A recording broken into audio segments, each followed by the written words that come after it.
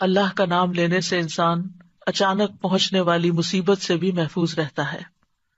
عثمان بن عفان کہتے ہیں، میں نے رسول اللہ صلی اللہ علیہ وسلم سے سنا، آپ فرماتے تھے جس نے شام کو 3 بار یہ دعا پڑھ لی اسے صبح تک کوئی اچانک مصیبت نہیں آئے گی، کوئی اچانک مصیبت نہیں آئے گی۔ یعنی اس کا مطلب نہیں کہ دوسری آ جائے گی، یعنی ایک دم کسی قسم کی پریشانی اس کو لاحق نہیں ہوگی۔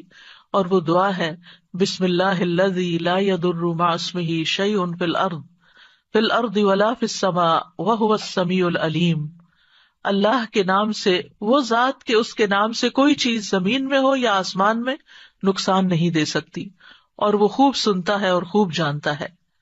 اور جس نے صبح کے وقت یہ دعا پڑھ لی اسے شام تک کوئی اچانک مصیبت نہیں آئے گی، اور جب شام کو کوئی پڑھ لے تو صبح تک اس کو پریشانی نہیں ہوگی۔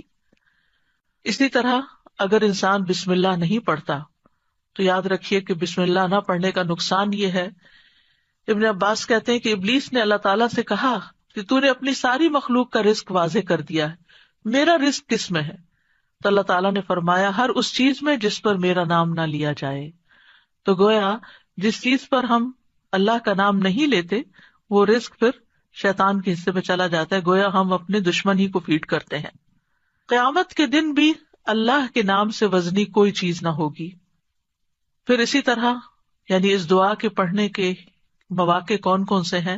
نمبر 1، ہر کام شروع کرنے سے پہلے، تاکہ اس میں برکت اور مدد حاصل ہو، اس کے اندر قبولیت ہو، ہمیں اخلاص نصیب ہو۔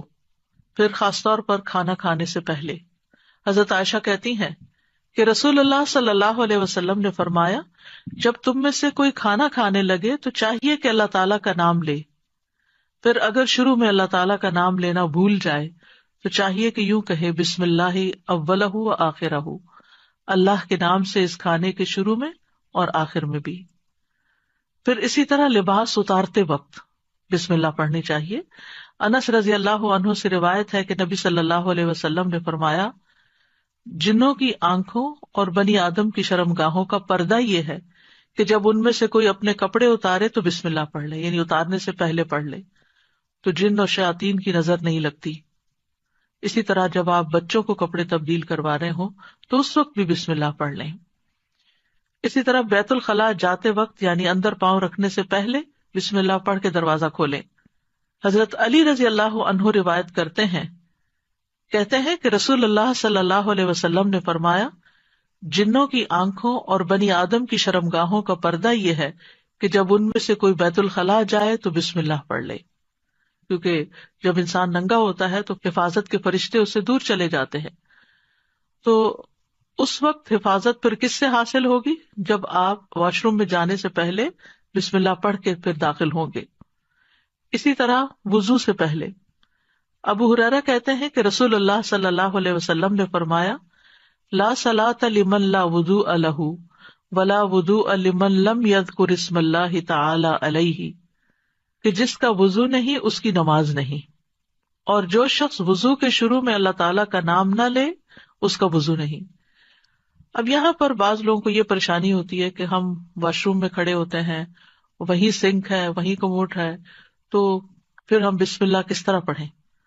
اس کے ایک تو یہ ہے کہ جب آپ وضو کی نیت سے جا رہے ہیں تو اندر داخل ہونے سے پہلے ہی پڑھ لیں اور جا کے ٹیپ کھول لیں اور اپنا وضو شروع کر دیں۔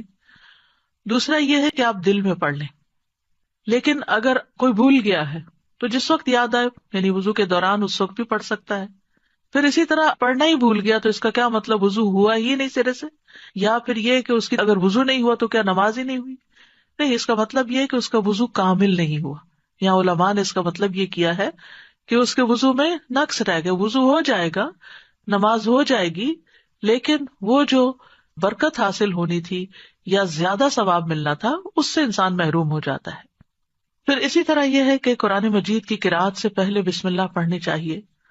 قتادہ سے روایت ہے، وہ کہتے ہیں کہ انس رضی اللہ عنہ سے سوال کیا گیا کہ نبی صلی اللہ علیہ وسلم کی قرأت کیسی تھی، تو انہوں نے بیان کیا کہ آپ صلی اللہ علیہ وسلم کھینچ کر پڑھتے تھے، پھر آپ نے بسم اللہ الرحمن الرحیم کو پڑھا، یعنی بسم اللہ الرحمن الرحیم، یعنی مد کے ساتھ پڑھتے تھے، الرحمان کو اور رحیم کو بھی کھینچ کر تلاوت کرتے تھے.